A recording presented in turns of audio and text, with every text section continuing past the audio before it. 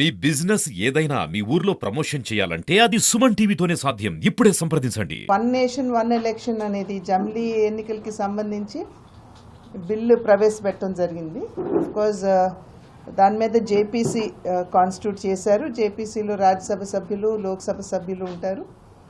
And వీళ్ళందరూ కూడా ప్రతి పార్టీ నాయకులతోటి అందరితోటి మాట్లాడి వారి యొక్క అభిప్రాయ సేకరణ చేసి ఆ తర్వాత దాన్ని పార్టీకి ప్రభుత్వానికి అందించిన తర్వాత దానికి సంబంధించినటువంటి విధి విధానాలు అన్నీ కూడా రూపకల్పన చేయడం జరుగుతుంది. సో ఆ ప్రక్రియ అయితే ఇప్పుడు స్టార్ట్ అయిపోయింది. ఆల్రెడీ మొన్న అనౌన్స్ చేశారు. ఒక ఇంచుమించుగా ఒక 30 మందితోటి జేపీసీ వేయటం జరిగింది. అదేవిధంగా మొన్న బాబాసాహెబ్ అంబేద్కర్ గారి మీద భారతీయ జనతా పార్టీ అగౌరవపరిచింది అనేటువంటి ఒక అంశాన్ని తీసుకుని పార్లమెంట్లో ఏ రకమైనటువంటి బిజినెస్ కూడా కానివ్వకుండా ప్రతిపక్షం అడ్డుపట్టడం జరిగింది. ఇవాళ మీ అందరికీ కూడా, మీ మాధ్యమంగా ప్రజలందరికీ కూడా తెలియజేసేటువంటి విషయం, బాబాసాహెబ్ అంబేద్కర్ గారిని అమితంగా గౌరవించేటువంటి పార్టీ భారతీయ జనతా పార్టీ. అనేక సందర్భాల్లో నరేంద్ర మోడీ గారు కూడా చెప్పారు, నేను ఈ స్థాయికి ఎదగగలిగాను అని అంటే అది బాబాసాహెబ్ అంబేద్కర్ గారు పెట్టినటువంటి రిజర్వేషన్ల వల్లనే నేను ఇవాళ ఈ స్థాయికి ఎదగగలిగానని చెప్పి వారు కూడా స్వయంగా చెప్పడం జరిగింది. ఎన్నికల సందర్భంలో ఒక దుష్ప్రచారం చేశారు భారతీయ జనతా పార్టీ. అదేవిధంగా ఎన్డీఏ కూటమి అధికారంలోకి వస్తే రాజ్యాంగాన్ని ఎత్తివేస్తారు అనేటువంటి అంశాన్ని చాలా గట్టిగా ప్రచారం చేయడం జరిగింది. వాళ్ళు మనం చూసినట్లయితే రాజ్యాంగాన్ని మార్చే అధికారం ఏ ఒక్క పార్టీకో ఒక్క వ్యక్తికో లేదు. పార్లమెంట్లో అందరూ ఒప్పుకున్న తర్వాతే ఏదైనా అమెండ్మెంట్స్ చేయాలన్నా ఏదైనా కానీ మనం చేసుకోవచ్చు. నిజంగా చూడాలంటే రాజ్యాంగానికి 106 అమెండ్మెంట్స్ జరిగాయి, అంటే మార్పులు చేర్పులు జరిగాయి. చాలా వరకు కూడా యూపీఏ ప్రతిపక్ష పార్టీ అధికారంలో ఉన్నటువంటి సందర్భంలోనే అనేక సందర్భాలు దగ్గర 90 పైచిలుకు సార్లు వారు అధికారంలో ఉన్నప్పుడే రాజ్యాంగానికి మార్పులు చేయటం జరిగింది. వారు చేసినటువంటి మార్పులు కనుక మనం చూసినట్లయితే ఎమర్జెన్సీని ప్రవేశపెట్టడానికి, లేదా ప్రజాస్వామ్యంగా ఎన్నుకోబడినటువంటి ప్రభుత్వాల్ని కూల్చడానికి, ఆ రకమైనటువంటి అంశాలు తీసుకుని, అంటే స్వలాభం ఉన్నది అని అనుకుంటేనే రాజ్యాంగ సవరణ చేయటం జరిగింది. కానీ భారతీయ జనతా పార్టీ అధికారంలో ఉన్నన్ని పర్యాయాలు ఏవైతే అమెండ్మెంట్స్ జరిగాయో వాటి మీద కనుక ఒక్కసారి మనం దృష్టి కేంద్రీకరించినట్లయితే బీసీ కమిషన్కి నిన్న మొన్నటి వరకు రాజ్యాంగ హోదా లేదు, కానీ ఇవాళ దానికి కాన్స్టిట్యూషనల్ లీగాలిటీ ఇవాళ ఎన్డీఏ కూటమి కల్పించింది. అదేవిధంగా నిన్న మొన్న ప్రవేశపెట్టినటువంటి నారీ శక్తి బంధన్ అధినియం, అంటే 33% రిజర్వేషన్లు మహిళలకి కల్పిస్తూ ఏదైతే ఉందో అమెండ్మెంట్స్ చేయటం జరిగింది. కనుక భారతీయ జనతా పార్టీ నాయకత్వంలో ఉన్నటువంటి ఎన్డీఏ ప్రభుత్వం ఏవైతే అమెండ్మెంట్స్ చేసిందో అది దేశంలో ఉన్నటువంటి పౌరులకి, అదేవిధంగా కొన్ని వర్గాలకి న్యాయం చేయాలి అనేటువంటి భావనతోటి చేసినటువంటి సవరణలే కానీ ఇంతకు ముందు చేసినట్లు వాళ్ళకి ఉపయోగపడేటువంటి సవరణలు ఎప్పుడు కూడా ఎన్డీఏ ప్రభుత్వం చేయలేదు. ఇది ప్రజలు ప్రధానంగా గుర్తించవలసినటువంటి విషయం. కనుక ఇవాళ ఎన్డీఏ భారతీయ జనతా పార్టీ నాయకత్వంలో ఉన్న ఎన్డీఏ ప్రభుత్వం రాజ్యాంగాన్ని మార్చి వేస్తుంది అనేటువంటి తర్కం ఏదైతే వారు తీసుకొస్తున్నారో ఇది సంపూర్ణంగా నిరాధారమైంది. అటువంటి ఆలోచన అసలు ఎన్డీఏ ప్రభుత్వానికి లేదు, భారతీయ జనతా పార్టీకి అంతకన్నా లేదు అని చెప్పి తెలియజేస్తున్నారు. అదేవిధంగా బాబాసాహెబ్ అంబేద్కర్ గారిని అమితంగా గౌరవించే పార్టీ భారతీయ జనతా పార్టీ అని నేను ఇందాక చెప్పాను. బాబాసాహెబ్ అంబేద్కర్ మా నాయకుడు అని చెప్పి అనేక సందర్భాల్లో కాంగ్రెస్ పార్టీ చెప్పుకున్నారు. కానీ వారికి భారతరత్న ఎందుకు ఇవ్వలేదు అని చెప్పి మేము ప్రశ్నించాం. వారే ఈ 75 సంవత్సరాల స్వాతంత్రానంతరం చూసినట్లయితే 75 సంవత్సరాలు 65 సంవత్సరాలు వాళ్ళే అధికారంలో ఉన్నారు. కానీ వాళ్ళు బాబాసాహెబ్ అంబేద్కర్ గారికి ఎప్పుడు భారతరత్న ఇవ్వాలి అన్న ఆలోచన కూడా వారికి రాలేదు. అది వాజ్పేయి గారు హయాంలో వారికి భారతరత్న ఇచ్చినటువంటి విషయాన్ని ఇక్కడ ప్రజలందరూ కూడా గమనించాలి. అదేవిధంగా వారి జీవితంతో ముడిపడినటువంటి 5 ప్రాంతాలు, వారు జన్మించిన ఇల్లు, ఇల్లు, అదేవిధంగా వారు విద్య అభ్యసించినటువంటి ఇల్లు, వారు మినిస్టర్గా బాధ్యతలు స్వీకరించిన తర్వాత వారు ఉన్నటువంటి గృహం, అదేవిధంగా వారు వారు నిర్మాణం పొందినటువంటి ఆ ఇల్లు, చివరికి లండన్లో వారు లాయర్గా విద్యను అభ్యసించినటువంటి ఇంటిని కూడా కొనుగోలు చేసి ఈ 5 కూడా పంచతీర్థాలుగా నామకరణం చేసి వాటిని అభివృద్ధి చేసింది కూడా భారతీయ జనతా పార్టీ నాయకత్వంలో ఉన్న ఎన్డీఏ ప్రభుత్వమే. అందులోనూ అనేక సందర్భాల్లో నేను ఇందాక చెప్పాను, నరేంద్ర మోడీ గారు స్వయంగా చెప్పినటువంటి విషయం, నేను ఈ స్థాయికి వచ్చానంటే వారు ఇచ్చినటువంటి రిజర్వేషన్ మాధ్యమంగానే నేను వచ్చానని చెప్పి వారు కూడా చెప్పడం జరిగింది.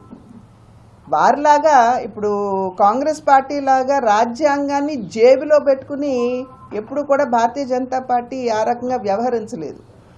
రాజ్యాంగాన్ని ఎప్పుడు శిరస్సు వంచి రాజ్యాంగానికి నమస్కరించిన తర్వాతే ముందుకు వెళ్ళినటువంటి పార్టీ భారతీయ జనతా పార్టీ. కనుక రాజ్యాంగాన్ని కానీ అదేవిధంగా బాబాసాహెబ్ అంబేద్కర్ గారిని అగౌరవపరచడం అనేది భారతీయ జనతా పార్టీ ఎప్పుడు చేయదు. మరి మీరు చరిత్ర కనుక తిరిగి చూసుకున్నట్లయితే బాబాసాహెబ్ అంబేద్కర్ గారిని ఘోరాతి ఘోరంగా అవమానపరిచింది ఎవరు అని కూడా మనం ఇక్కడ ఒక్కసారి స్మరించుకోవాలి, గుర్తు తెచ్చుకోవాలి. బాబాసాహెబ్ అంబేద్కర్ గారిని 2 పర్యాయాలు వారు ఎలక్షన్స్లో కంటెస్ట్ చేసినా కూడా వారికి అపోజిషన్ క్యాండిడేట్ని నిలబెట్టి కావాలని బాబాసాహెబ్ అంబేద్కర్ గారిని ఓడించినటువంటి చరిత్ర కాంగ్రెస్ పార్టీకి ఉన్నది. వారు హిందూ కోడ్ బిల్ ఎప్పుడైతే ప్రవేశపెట్టాలి అని చెప్పారో ముందు నెహ్రూ గారు ఒప్పుకున్నా ఆ తర్వాత దాన్ని ప్రవేశపెట్టకుండా దాటేశారు. ప్రశ్నిస్తే వారు ఒప్పుకోలేదు. నెహ్రూ గారు ఒప్పుకోకపోయినప్పుడు దాన్ని వెంటనే బాబాసాహెబ్ అంబేద్కర్ గారు తన రాజీనామా ఇచ్చి వారు రిజైన్ చేసేశారు పార్లమెంట్ నుండి. ఆ తర్వాత వచ్చినటువంటి ఎన్నికల్లో నేను చెప్పినటువంటి ఆ 2 ఎన్నికల్లో కూడా బాబాసాహెబ్ అంబేద్కర్ గారిని కాంగ్రెస్ పార్టీ గెలవనివ్వలేదు, వారిని పార్లమెంట్లోకి రానివ్వలేదు. అదేవిధంగా వారు రాజీనామా చేసిన అనంతరం వారు నేను ప్రసంగించి పార్లమెంట్ నుండి బయటకు వెళ్తానంటే కూడా వారికి ప్రసంగించకుండా అడ్డుకున్నటువంటి పార్టీ కాంగ్రెస్ పార్టీ. మొదటి నుండి కూడా భారతీయ జనతా పార్టీ చెప్తున్నటువంటి విషయమే 1 నేషన్ 1 ఎలక్షన్ అనేది. దానికి సంబంధించి ప్రవేశపెట్టాం. మొన్న జమిలీ ఎన్నికలకు సంబంధించినటువంటి బిల్లు లోక్సభలో ప్రవేశపెట్టడం జరిగింది. దాని మీద జేపీసీ కూడా వేయటం జరిగింది. ఈ జేపీసీ చాలా వైడ్గా అందరితోటి కన్సల్టేషన్స్ చేస్తుంది. అది రాజకీయ పార్టీలు కావచ్చు, నాయకులు కావచ్చు, లేదా ప్రజలు కూడా వారికి ఉన్నటువంటి అనుమానాలు, భావాలు అన్నీ కూడా వారికి రాయొచ్చు. ఇవన్నీ పరిగణలోకి తీసుకున్న తర్వాత మళ్ళీ తిరిగి దాని మీద విధి విధానాలు ఏ విధంగా ఉండాలి అనేటువంటి ఒక నిర్ధారణకు వచ్చిన తర్వాత విధి విధానాలను రూపొందించడం, బిల్లును ప్రవేశపెట్టడం జరుగుతుంది. అప్పుడు మళ్ళీ తిరిగి పార్లమెంట్లో చర్చ అనేది జరుగుతుంది. దాని మీద ఓటింగ్ అడిగితే ఓటింగ్ కూడా చేయటం జరుగుతుంది. ఆ ప్రక్రియ అంతా అయిన తర్వాతే జమిలీ బిల్లు వస్తుంది. అంటే ఇక్కడ ఉన్నటువంటి అవకాశాలను బట్టి అడగాలండి, ఏదైతే ఇక్కడ ఉపయోగపడుతుందో అడగాలి. ఇప్పుడు రాష్ట్ర విభజన జరిగింది. విభజన జరిగినప్పుడు ఎవరన్నా ఊహించారా అండి ఒకేసారి ఇన్ని నేషనల్ ఇన్స్టిట్యూషన్స్ వస్తాయని ఎవరిని ఊహించారా?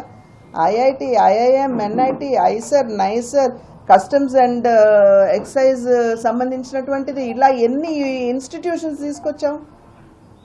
సో దానికి అనువుగా ఏదైతే డెఫినెట్గా ఇక్కడ అవసరమో దాని మీద దృష్టి పెడుతూ అవసరమైన దాన్ని తీసుకొచ్చే విధంగా కృషి చేస్తాం. అదేవిధంగా మనకి ఎర్ర కాలువకు సంబంధించి కూడా దాని ఆధునీకరణ గురించి కూడా నేను రేజ్ చేయడం జరిగింది. కలెక్టర్ గారిని కూడా, మన ప్రశాంతి గారిని కూడా నేను అడిగాను. దానికి సంబంధించినటువంటి డీటెయిల్డ్ రిపోర్ట్, అంటే ఆ డిపిఆర్ నాకు ఇచ్చినట్లయితే నేను అక్కడ పర్సూ చేసుకుంటానని. ఎందుకంటే డిపిఆర్ లేకుండా నేను అక్కడ పర్సూ చేయలేను కనుక వారు కూడా, ప్రశాంతి గారు కూడా నేను తప్పకుండా నేను డిపిఆర్ ఇస్తాను అని చెప్పారు. 184 కిలోమీటర్లు మన ఎర్ర కాలువ, దగ్గర 27,000 పైచిలకి ఎకరాలకి సాగునీరు అందిస్తుంది.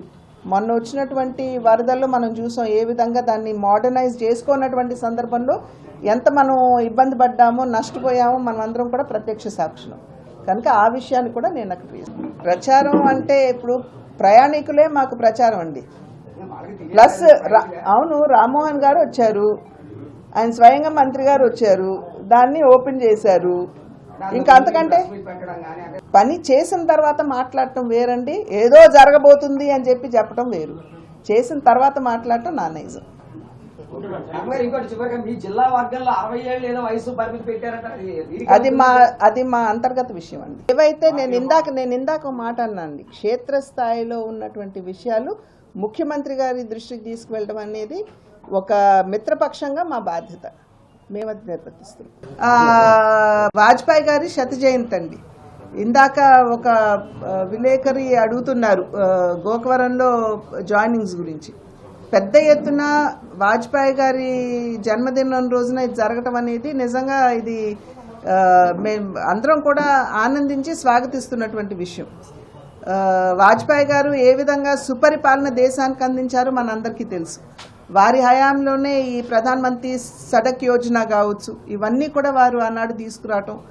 అదే సర్వశిక్ష అభియాన్ రూపంలో ఉచిత విద్యని బిడ్డలందరికీ 6 సంవత్సరాల నుండి 14 సంవత్సరాల పిల్లలకి అందరికీ కూడా ఉచిత విద్యను తీసుకురావడం, అవినీతి రహిత పాలనని వారు అందించడం, పోఖ్రాన్ న్యూక్లియర్ టెస్ట్ ఏదైతే ఉందో దాన్ని జరిపి భారతదేశం కూడా ఒక శక్తివంతమైనటువంటి దేశం అని చెప్పి నిరూపించడం, ఇవన్నీ కూడా వాజ్పేయి గారి హయాంలో జరిగినటువంటి విషయాలు.